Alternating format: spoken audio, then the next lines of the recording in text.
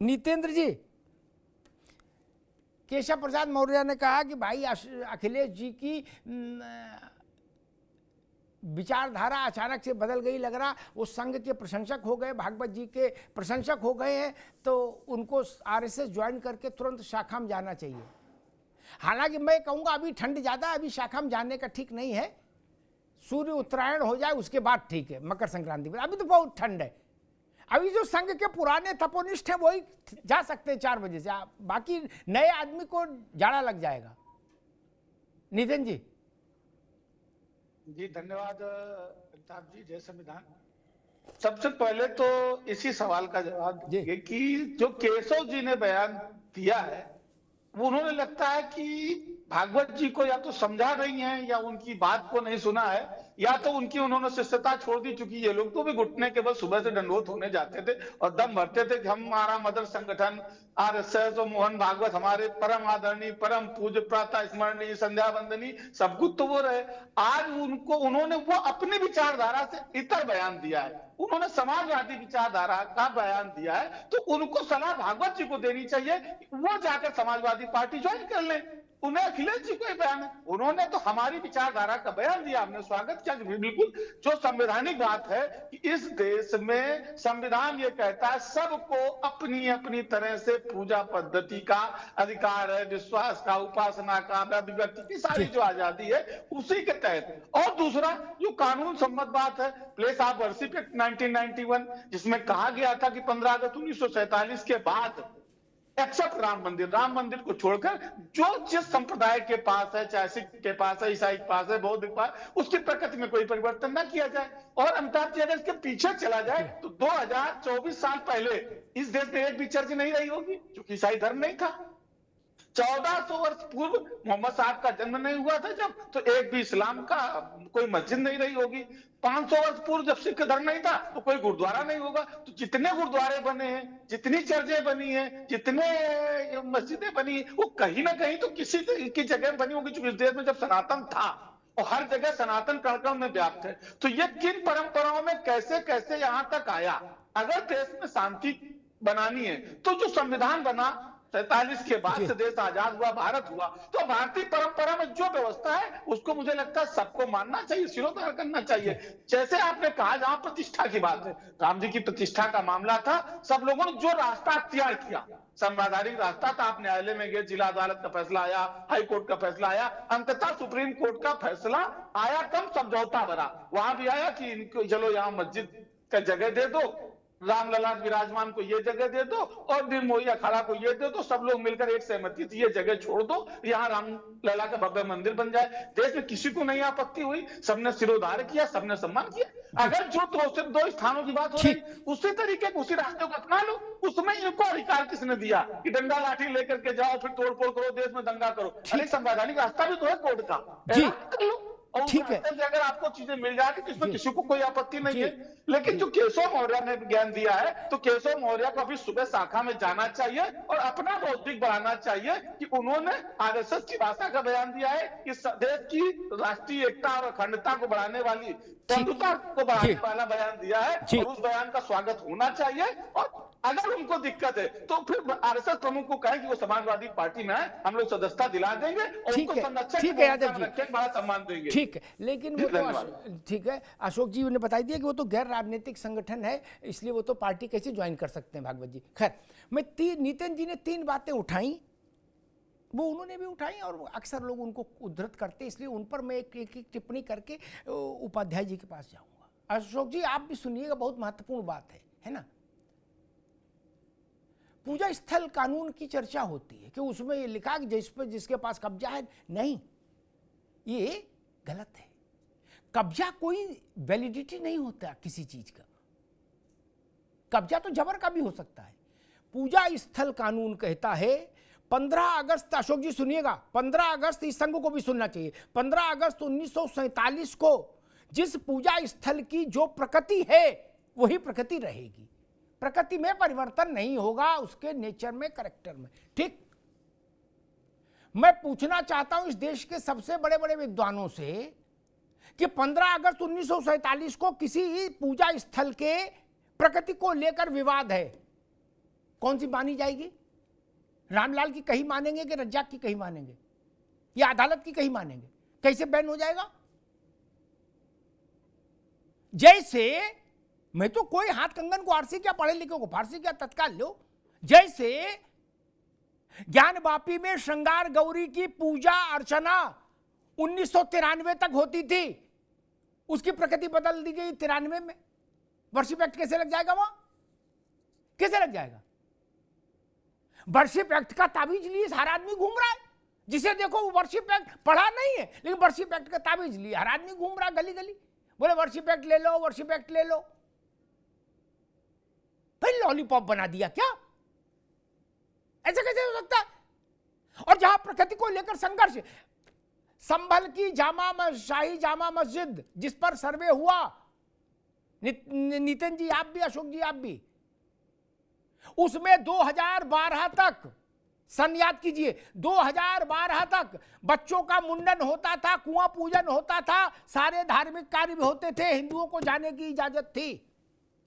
12 में डॉक्टर शफीकुर रहमान बर्क के प्रभाव के आगे प्रशासन ने घुटने टेक दिए, हिंदुओं को जाना बंद करा दिया। वर्शिप एक्ट कैसे लागू हो जाएगा? संघ कहे तो भी लागू नहीं हो सकता ना। कोई कानून से ऊपर होगा क्या? नहीं। और एक बात जो और कही उन्होंने कि ये ठीक नहीं कि लाठी डंडा लेके चला जाए। नितिन भाई ने कहा काशी और मथुरा पर कौन लाठी डंडा लेके चल रहा है? ऐसा प्रचार मत करिए भाई मेरे। मुझे एक लाठी बता दीजिए जो काशी और मथुरा के लिए निकली हो। अरे भाई फिर वही बात, कैसे बात करते हैं? जिस रास्ते से, अरे आप कैसे दोगे? आपने, मैंने कहा कि जिस रास्ते से राम मंदिर का चुनाव हुआ, जिला अदालत वही तो रास्ता अपनाया जा रहा है। ठीक है नितिन भाई रुक जाइए। जितने सर्वे हो रहे हैं वो सारे सर्वे अदालत के आदेश से हो रहे हैं, वो ना तो संघ के आदेश से हो रहे हैं, ना भाजपा के, ना बजरंग दल के। क्या संविधान में सर्वे कोर्ट के फैसले को लागू कराने में रोक है? नहीं। काशी मथुरा का मामला हाई कोर्ट में चल रहा है, बंद कर दें, क्या समस्या है? कौन जबरन घुस रहा है भाई? अनुकूल सत्य और अर्ध सत्य ठीक नहीं, पूर्ण सत्य होना चाहिए। अवधेश उपाध्याय जी, आपने संघ प्रमुख के भाषण पर सामान्य जन की प्रतिक्रिया भी, आजकल तो थर्मामीटर सबके मोबाइल में है, सोशल मीडिया एक तरह का थर्मामीटर है जो बताता है कि सामान्य जन क्या सोच रहा है। तो जो हमने पढ़ा वो आपने भी पढ़ा होगा, अशोक जी ने भी पढ़ा होगा कि लोग क्या कह रहे हैं। मुझे लग रहा है भाजपा के लिए स्थिति बड़ी संकट की हो जाती है क्या? न उगला जाए न निगला जाए, क्या कहें और ना कहें, और नहीं नहीं ऐसा नहीं है। अच्छा जी, बताऊं आपको जी, देखिए परम पूज्य आदरणीय सर संचालक मोहन भागवत जी का जो बयान है, जिसको कुछ नेता जो है, कुछ कट्टरपंथी विचारधारा के लोग जो उल्टा करके, उल्टा घुमा के जो दिखा रहे हैं, वो गलत तरीके से उसे दिखा रहे हैं जनता के सामने। सच ये है कि आरएसएस ने, मोहन भागवत जी ने आरएसएस की जो विचारधारा है वो प्रकट की है। जो ये लोग कहते थे कि आरएसएस एक हिंदू आतंकवादी संगठन है, इन्हीं के नेता कहते थे ना, जो अपने प्रवक्ता बैठे सपा के अपने नितेंद्र जी, इन्हीं के नेता कहते थे। जो कट्टरपंथी विचारधारा के लोग हैं वही कहते थे कि आरएसएस एक आतंकवादी संगठन है, हिंदू संगठन है, जो भाईचारे को जो है, भाईचारे को बिगाड़ने का काम करता है। आज ये स्पष्ट हो चुका है कि आरएसएस जो है देश में शांति बनाए रखने का काम करता है। मोहन भागवत जी का जो बयान है उससे ये स्पष्ट हो चुका है, आरएसएस की जो दृष्टि है पूरी तरह से, आरएसएस का जो मन है, जो अपनी विचारधारा है, वो देश में शांति बनाए रखने के लिए है, भाईचारा कायम रखने के लिए है, ना कि भाईचारे को तोड़ने के लिए, उसको बर्बाद करने के लिए। ये आप इसमें समझ लीजिए। नहीं अवधेश जी, एक मिनट, भाईचारे को कौन तोड़ रहा है, जरा इस पर भी प्रकाश डालते चलो। वही मैं बता रहा हूँ, उसी पर आ रहा हूँ मैं, उसी पर आ रहा हूँ। ये जो बात कर रहे हैं, देखिए मोहन भागवत जी ने ये कहा है, जो राम मंदिर की जो बात थी वो राष्ट्रीय स्तर पर एक आंदोलन था, ठीक है। अब जो संघ जो है ऐसे आंदोलन में भाग नहीं लेगा, संघ की बात कही उन्होंने, ठीक है। उन्होंने ये नहीं कहा है जो काशी विश्वनाथ पर जो चल रहा है वो बंद हो जाएगा, या जो संबल में जो चल रहा है वो बंद हो जाएगा। ये जो लोग मनगढ़ंत बातें बना रहे हैं कुछ राजनीतिक लोग जो हैं, अखिलेश यादव हो या फिर जो कट्टरपंथी विचारधारा के जो इस्लामिक स्कॉलर हैं, जो बता रहे हैं वो कहीं ना कहीं जनता को गुमराह करने का काम कर रहे हैं। भाई नितेंद्र जी सुनिए बात, एक मिनट नितिन भाई, एक मिनट भैया, एक मिनट अवधेश बाबू एक सप्लीमेंट्री और एक मिनट, फिर पूरी बात आपको अवसर देंगे, एक सप्लीमेंट्री और। तो फिर यही बोलने में क्या समस्या थी कि भाई हम संघ के लिए कह रहे हैं कि संघ आंदोलन नहीं करे, संघ आंदोलन ना करे। और एक बात अशोक जी को याद होगा, अयोध्या में भी संघ तो बहुत बाद में आया जी, संघ तो बहुत बाद में आया, 1949 में संघ थोड़ी नहीं था वहां जी।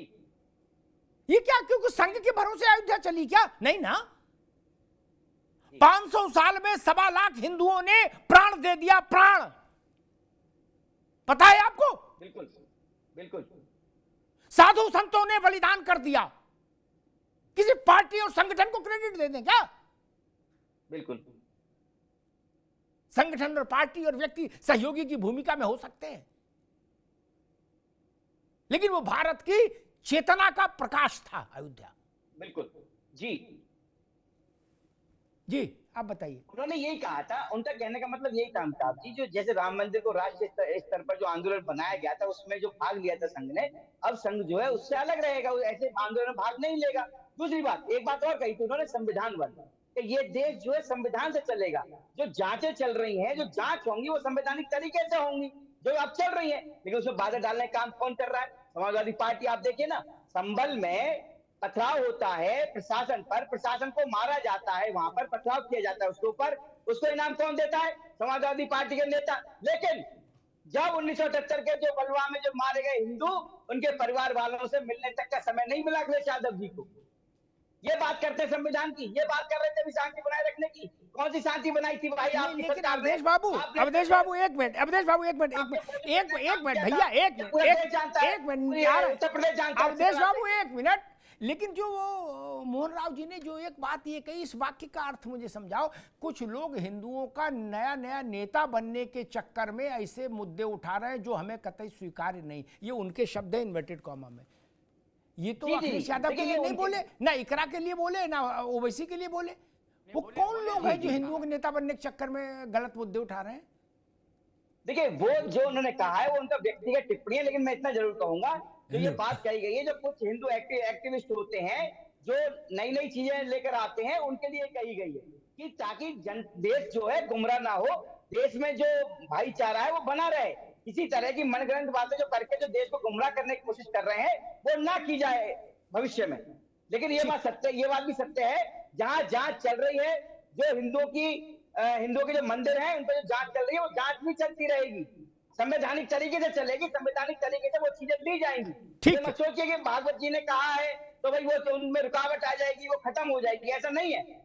हरिहर मंदिर में जांच चल रही है, हरिहर मंदिर लिया जाएगा। ठीक है अवधेश जी, ठीक है जी, ठीक है अवधेश जी, ठीक।